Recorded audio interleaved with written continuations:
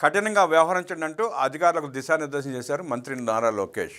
ప్రభుత్వ పాఠశాలల్లో మధ్యాహ్న భోజనం నాణ్యత విషయంలో కఠినంగా వ్యవహరించాలని మంత్రి నారా లోకేష్ అధికారులను ఆదేశించారు.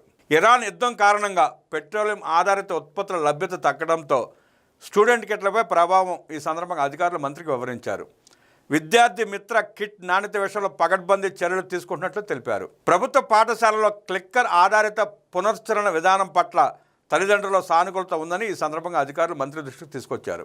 దీనిపై లోకేష్ స్పందిస్తూ రాష్ట్ర వ్యాప్తంగా మొదటి 9వ తరగతి విద్యార్థులకు క్లిక్కర్ ఆధారిత అభ్యసన విధానాన్ని అమలు చేయాలని ఆదేశించారు. తదనంతరం ఇతర తరగతుల్లో క్లిక్కర్ విధానాన్ని ప్రవేశపెట్టాలని సూచించారు.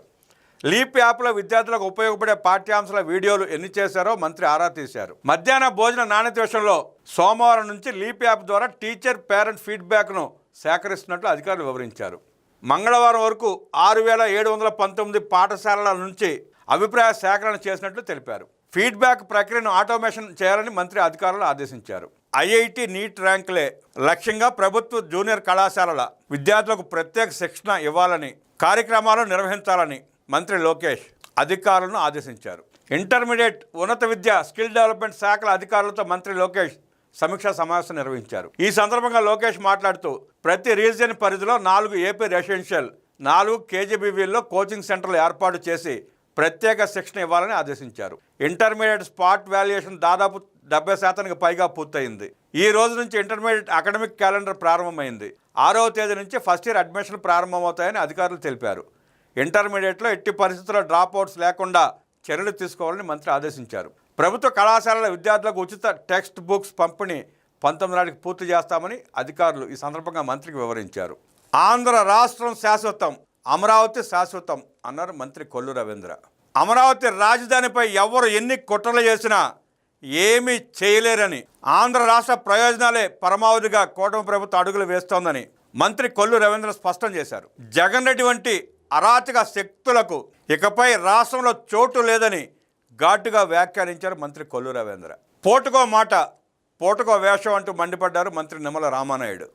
రాజధాని అమరావతి విషయంలో ఎన్ని యూటర్న్లు తీసుకున్నాడో జగన్ రెడ్డికి కూడా గుర్తు ఉండదంటూ ఎద్దేవా చేశారు మంత్రి నిమ్మల రామానాయుడు. అమరావతి పైన, ఆంధ్రప్రదేశ్ పైన జగన్ రెడ్డిని చూసి ఓసర వెళ్ళి కూడా సిగ్గుపడుతోందంటూ నిమ్మల రామానాయుడు ఘాటు వ్యాఖ్యలు చేశారు. రాష్ట్ర రాజధాని అమరావతిపై జగన్ వైఖరి చూస్తే రంగులు మార్చే ఓసర వెళ్ళి సైతం సిగ్గుపడుతుందని, అపరిచితుడు సినిమాలని అపరిచితుడు కూడా ఆశ్చర్యపోతాడని మంత్రి రామానాయుడు ఎద్దేవా చేశారు. ధర్మం గెలిచింది, జగన్ రెడ్డి 3 మొక్కలాట ముగిసింది అన్నారు మంత్రి పొంగూరు నారాయణ.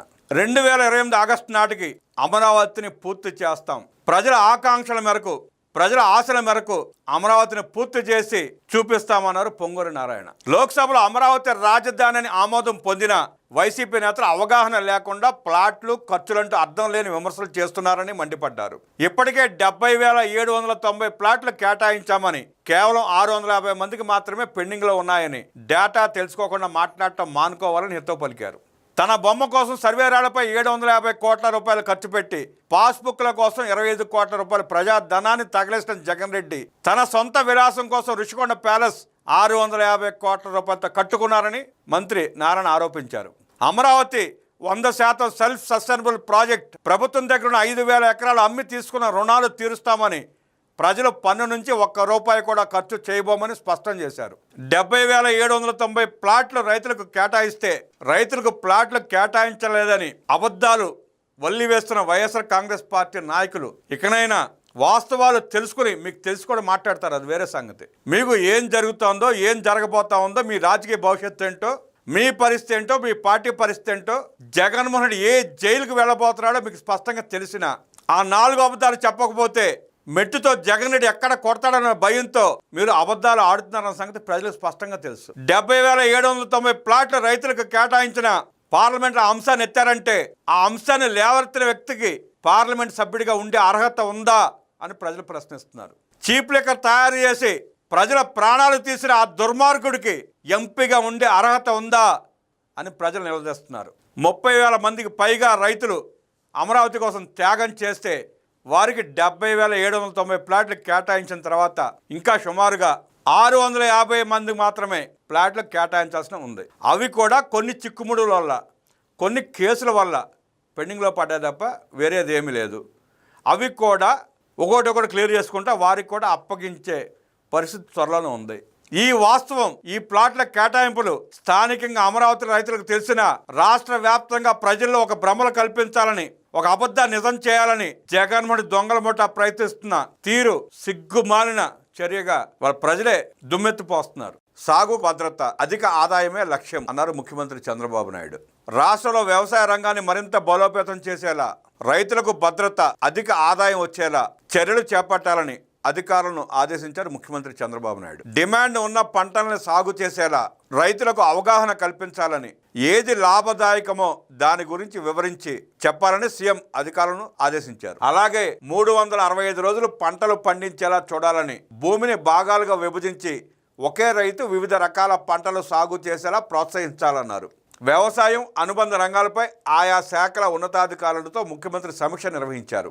రైతులు ప్రకృతి సాగు కింద చేసే ఉత్పత్తులను సర్టిఫికేషన్తో విక్రయించేలా చర్యలు చేపట్టాలని, దీంతో ఆయా ఉత్పత్తులకు అధిక ధర లభిస్తుందని అధికారులతో సీఎం చెప్పారు.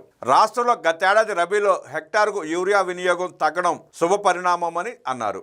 రైతు బజార్ల నుంచి డోర్ డెలివరీ చేసేలా వ్యవస్థను తీర్చిదిద్దాలని, దీనికోసం ఏదైనా ఏజెన్సీ సేవలు వినియోగించుకునేలా కార్యాచరణ చేపట్టాలని అధికారులకు ముఖ్యమంత్రి సూచించారు. రాయలసీమను గ్లోబల్ హార్టికల్చర్ హబ్గా చేసేందుకు క్లస్టర్ల వారీగా అభివృద్ధి కార్యాచరణ చేపట్టాలన్నారు. ప్రపంచంలోనే తొలిసారిగా కోకో పంటకు సంబంధించి కోకో సిటీ ఏర్పాటు చేస్తున్నామని, కోకో సిటీ ఔత్సాహిక రైతులకు ఎక్స్పీరియన్స్ సెంటర్గా ఉండాలని అధికారులకు సీఎం సూచించారు. 250 ఎకరాల్లో దీనిని ఏర్పాటు చేసేందుకు సరైన ప్రాంతాన్ని ఎంపిక చేయాలని ఆదేశించారు. అరకు ఏజెన్సీలో కుంకుమ పువ్వు సాగును మరింత విస్తరించేలా, మంచి నాణ్యమైన దిగుబడులు వచ్చేలా అధ్యయనం జరపాలన్నారు. ఏపీ మష్రూమ్ మిషన్ 2026-31 కింద ఏడాదికి 1,00,000 మెట్రిక్ టన్నుల దిగుబడి సాధించాలని సీఎం లక్ష్యాన్ని నిర్దేశించారు. అనంతపురంలో ప్రయోగాత్మకంగా సాగు చేస్తున్న యాపిల్ పండు రుచికరంగా ఉన్నాయని, వాతావరణం కూడా అనుకూలించిందని అధికారులు చెప్పగా, మరింత విస్తీర్ణంలో సాగు జరిపేలా అక్కడ వాతావరణాన్ని అధ్యయనం చేయాలని చెప్పారు. అలాగే అవకాడో, అంజీర్, పనస, జామ, మిరియాల సాగును పెంచేలా దృష్టి పెట్టాలని నిర్దేశించారు. అంజీర్ వంటి పండ్లను డ్రై ఫ్రూట్గా మార్చి వాటి విలువ పెంచేలా చర్యలు తీసుకోవాలన్నారు. రాష్ట్రంలో మొత్తం 50 లక్షల ఎకరాల్లో హార్టికల్చర్ సాగు జరిగేలా యాక్షన్ ప్లాన్ సిద్ధం చేయాలని ఆదేశించారు. బీపీఎల్కు దిగువన ఉన్న రైతు కుటుంబాలకు అనుబంధంగా డైరీ, లైవ్ స్టాక్ ద్వారా అదనపు ఆదాయం పొందేలా సహకారం అందించాల్సి ఉందని సీఎం అన్నారు. దీనికి ప్రభుత్వం నుంచి సాయం అందించేలా ప్రణాళికలు రూపొందించాలని సీఎం స్పష్టం చేశారు.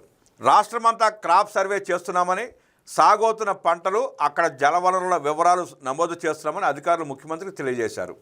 ఫార్మర్ యాప్తో రాష్ట్రంలో రైతులు భూ విస్తీర్ణం, భూసార పరీక్షలు, యూరియా, పురుగు మందులు, విత్తనాల వినియోగం వివరాలు, ప్రభుత్వం నుంచి అందుతున్న పథకాలు వంటి సమాచారం అంతా యాప్లో పొందుపరిచామని అధికారులు వివరించారు. ఆ ఏరియాలో భూగర్భ జలాలు, సమీప జల వనరుల వివరాలు ఉంటాయని, ఏ పంటలు రైతులు వేసుకుంటారనే దాన్ని బట్టి అక్కడ వాతావరణం సమాచారం, యూరియా, విత్తనాలు అవసరాలు తెలియజేస్తున్నామని చెప్పారు.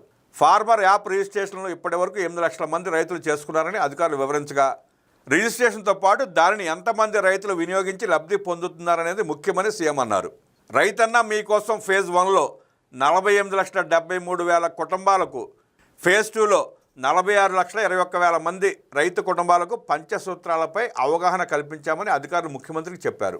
ఈ ఏడాది నైరుతి రుతుపవనాలతో సగటు వర్షపాతం తక్కువగా 92% నమోదు కావచ్చని అధికారులు అంచనాలు వివరించారు.